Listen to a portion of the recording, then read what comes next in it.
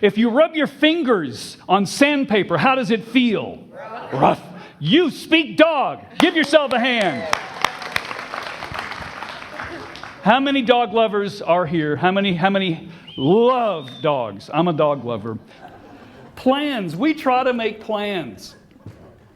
And what the problem is we make these plans, and when they don't go exactly right, the worry channel turns on. Unconditional love. Think about it.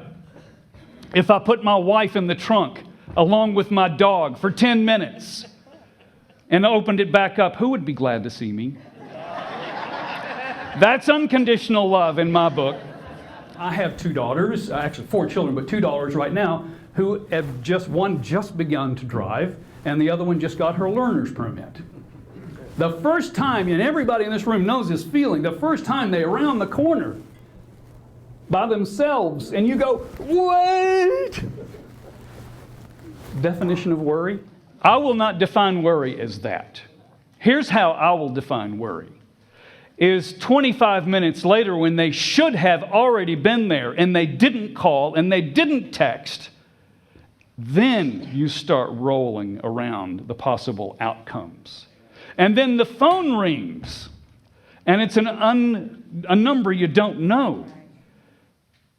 By the time that 4th ring goes, or how many situations have appeared in your head about what could have happened when it was a marketing call and you slam the phone down. Looking back on my life now, and all these, what I would have called disasters, have turned out to be the greatest blessings I've ever had. Fog, as scary and as disorienting and as weird as it is, if you go above it or outside of it, it's gone. It's temporary. It's not as bad as it seems. Inside, the kids were watching some movie that had a dancing scene and everybody was enjoying and whatnot. And I got outside in this self-pity state and I just looked up. And I didn't say it out loud, but it was loud enough.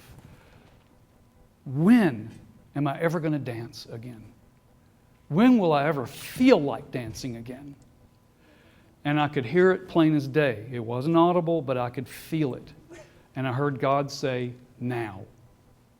Right now is when you dance. And somehow, some way, I turned around and Mango jumped up onto me with her 2 front paws as if she was dancing. And I went, why have I been this way? Why did I waste so much energy just worrying? Between 90 and 93% of the things we worry about never happen. Anybody can find the joy that I found.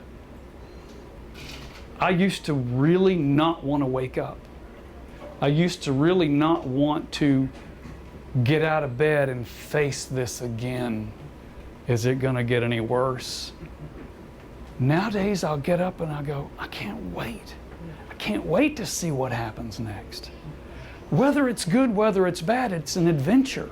When I figured out that this little adventure is actually fun when you treat it as one, when you treat it as a roller coaster, ups and downs. Like Paul, be happy with the lot, be happy with a little, but be thankful for it. Amen. Good grief.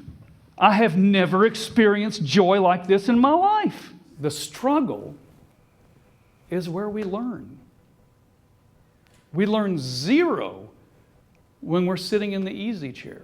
I say that because I have an easy chair in my living room. It's a nice leather recliner, and at the end of the day, that's my goal, to get to the easy chair and just stop. What happens in that easy chair?